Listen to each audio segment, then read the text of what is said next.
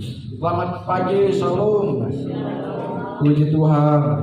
Ya, kita bersyukur dalam kondisi apapun kita, satu hal yang Tuhan minta kita tetap bersyukur. Amin. Karena ada di antara saudara-saudara kita yang tidak seberuntung kita. Ada ratusan bahkan ribuan saudara-saudara kita yang ada di 3 provinsi, seperti di Provinsi Aceh, Provinsi Sumatera Utara, Provinsi Sumatera Barat, bahkan ada juga di daerah-daerah lain yang terdampak banjir. Tidak sedikit mereka yang ada yang korban satu keluarga, ada yang korban rumahnya ditenggelamkan oleh lumpur dan di bawah hanyut oleh air. Belum lagi kerugian atau kehilangan materi dalam bentuk harta benda. Kita melihat menjelang kita mengakhiri tahun 2025 ini memang cukup tragis yang dialami oleh saudara-saudara kita. Oleh karena itu, kita yang masih beruntung di Kalimantan Barat ini, khususnya bagi kita yang ada di Sosok, walaupun kita tahun lalu di Oktober 2024 kita pernah mengalami banjir besar, tapi kita tidak separah dan setragis yang dialami oleh saudara-saudara kita, baik yang di Aceh, di Sibolga, Tapanuli, Utara, Tengah, dan Selatan, dan juga yang ada di Sumatera Barat. Karena itu, mari kita selalu mensyukuri akan kebaikan Tuhan, akan kondisi yang kita boleh rasakan saat ini. Dan hari ini saya ingin mengajak kita untuk membuka kitab Nabi Yesaya pasal 55 ayat 3 dan kitab Nabi Amos dalam pasalnya yang ke-5 dan ayatnya yang ke-6. Saudara boleh dengar, saya akan membacakan 2 bagian dari ayat firman Tuhan pada kita hari ini. Sendengkanlah telingamu dan datanglah kepadaku, kata Tuhan. Dengarkanlah, maka kamu akan hidup. Carilah Tuhan, maka kamu akan hidup. Ada banyak orang yang mengatakan kebutuhan terbesar umat manusia adalah kenyamanan materi. Kita penuh dengan segala apa yang kita inginkan, seperti kebutuhan akan fisik kita, kebutuhan akan emosional kita, kebutuhan akan spiritual kita. Tetapi sekali lagi saya mau katakan kepada kita, kebutuhan terbesar manusia bukan terletak pada berkecukupannya kita secara jasmani atau emosional, tetapi kita membutuhkan sebuah pengakuan ilahi dari Sang Pencipta kita. Ada banyak kita menyadari tentang kebutuhan fisik kita. Apa itu kebutuhan fisik? Tadi saya sudah sedikit singgung di pendahuluan saya. Kebutuhan fisik itu bisa berupa makanan, bisa berupa tempat tinggal, bisa berupa pakaian, bisa berupa fasilitas hidup yang kita miliki atau yang sedang kita usahakan kita bisa miliki. Itu yang dimaksud dengan kebutuhan fisik, dan ini sangat digandrungi, dicari oleh umat manusia sampai mereka berani mengorbankan nyawanya hanya untuk memenuhi kebutuhan fisik. Meskipun kebutuhan fisik penting, seringkali kita terjebak dalam pencarian yang tidak akan ada habisnya. Itulah yang ditulis oleh Raja Salomo, bahwa segala sesuatu itu berakhir dengan kesia-siaan. Tanpa kita mendasari pencarian kebutuhan akan hidup kita hanya berorientasi kepada kebutuhan fisik, kita akan sedang melakukan perkara yang sia-sia.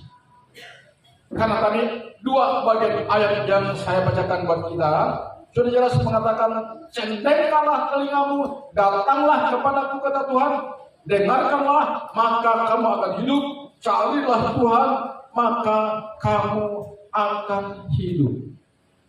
Artinya apa? Kebutuhan terbesar umat manusia adalah hidup itu sendiri. Tapi hidup yang dimaksudkan dengan ayat ini bukan hidup sembarang hidup. Bukan hidup hanya berorientasi kepada masalah-masalah kesementaraan dunia ini. Tapi hidup yang dimaksudkan oleh ayat yang kita baca tadi adalah hidup yang berkelanjutan.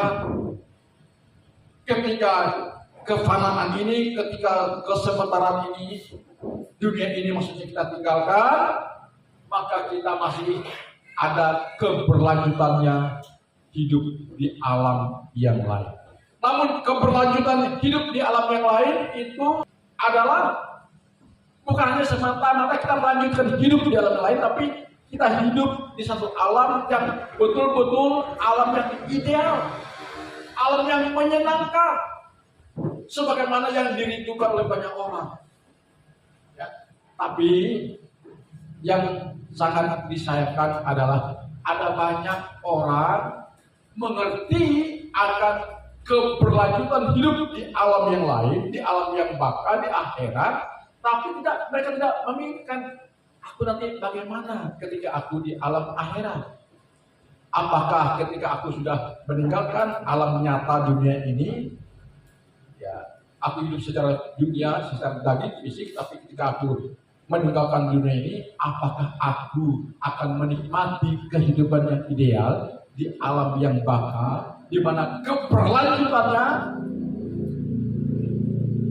selama-lamanya, kekal, abadi.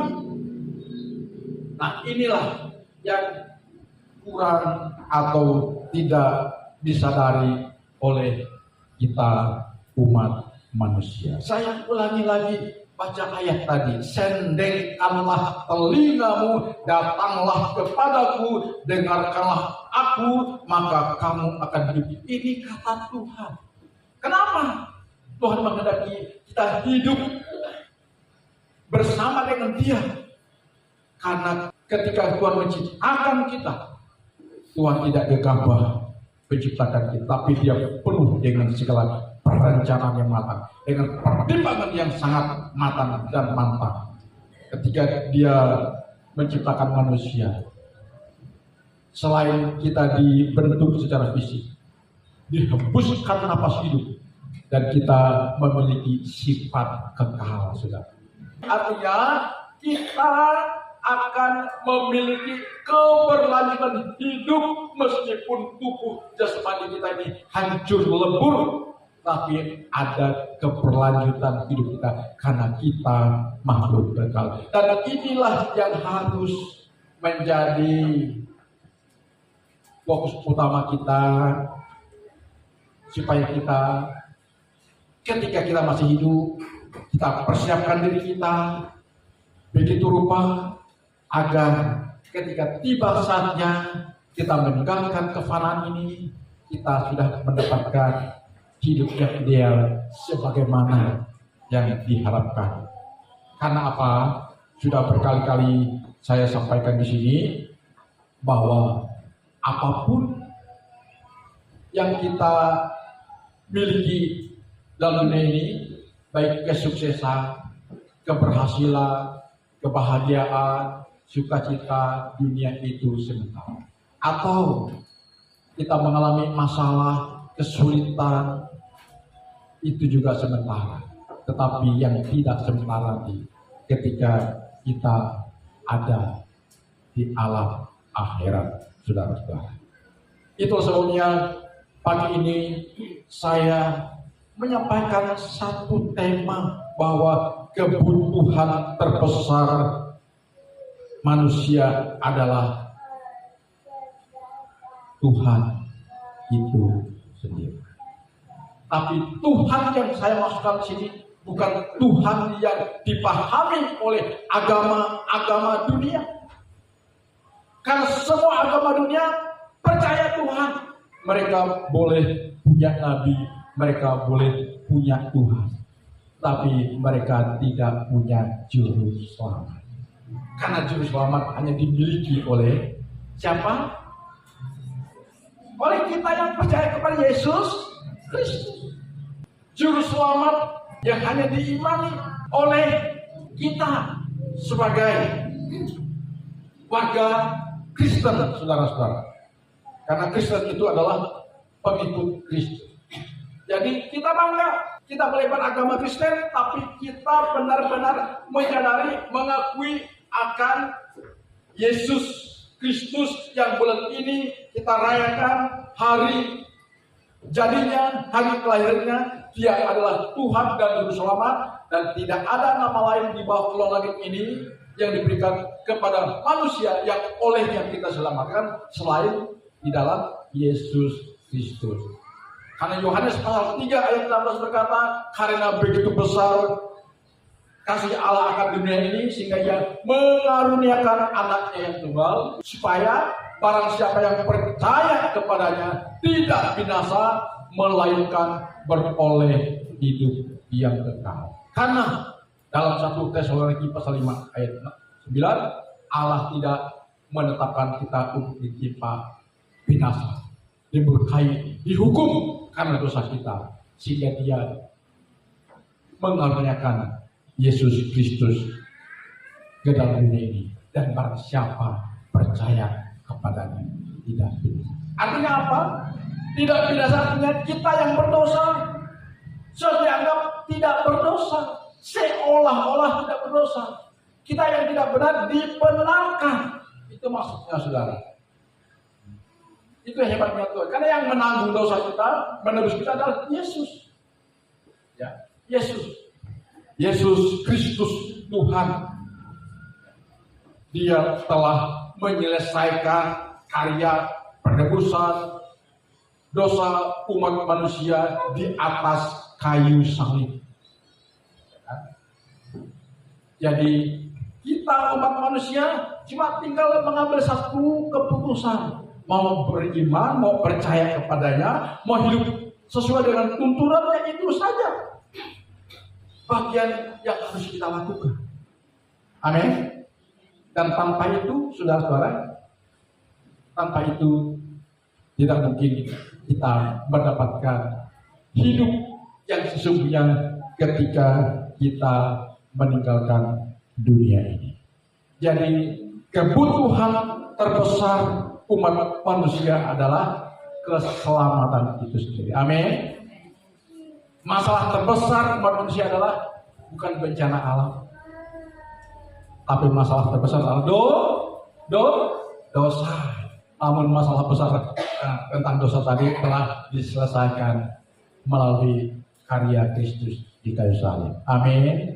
Jadi kalau kita percaya kepada Yesus, menerima Dia sebagai Tuhan dan Juru Selamat, hidup dalam tuntunan Tuhan, hidup dengan caranya Tuhan, maka percayalah kita telah menerima anugerah keselamatan. Dan ketika kita menutup mata, jasad kita ditenggelamkan ke dalam tanah, keaslian kita yang sesungguhnya telah kembali kepada Bapa, dan kita ada dalam kebersamaan dengan Tuhan Yesus di surga.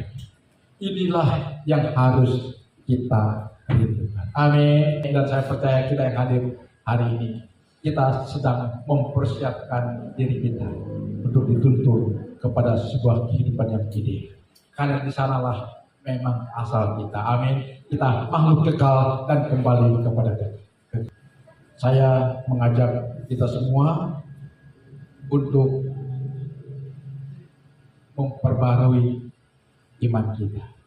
Amin. Ingat, karena Allah tidak menetapkan kita untuk ditimpa, tetapi untuk beroleh keselamatan melalui iman kepada Yesus Kristus. Karena begitu besar kasih Allah akan dunia ini, sehingga Ia memberikan Yesus Kristus kepada kita, dan barang siapa yang percaya kepadanya, dia tidak binasa, melainkan beroleh hidup kekal. Karena di bawah kolong langit tidak ada nama lain, tidak ada pribadi lain yang diberikan kepada kita yang olehnya kita diselamatkan selain oleh Yesus Kristus. Maka tadi pagi saya katakan pada sekolah minggu begini, saya bangga menjadi Kristen. Itu saya pernyataan tadi. Saya bangga menjadi Kristen karena saya memiliki juru selamat yang namanya Yesus. Ya, ini kalau kita tidak bangga sebagai Kristen, malu saudara. Ya, kita harus bangga. Kita harus bangga sebagai orang Kristen karena kita memiliki juru selamat yang bernama Yesus. Di luar Yesus tidak ada keselamatan. Keselamatan hanya ada di dalam Yesus. Jangan sampai karena masalah dunia kita kehilangan keselamatan. Kuatkan iman kita, kuatkan penyerahan kita, kuatkan doa kita, kuatkan ibadah kita, pertingkatkan sikap bakti kita kepada Tuhan dengan kita menyembah Dia, menyenangkan Dia. Dan saya percaya bahwa jika kita sudah melakukan itu, maka Tuhan tersenyum kepada kita. Inilah anak-anak yang kukasihi, kepadanya lah hatiku berkenan kepada Tuhan. Tuhan Yesus memberkati kita.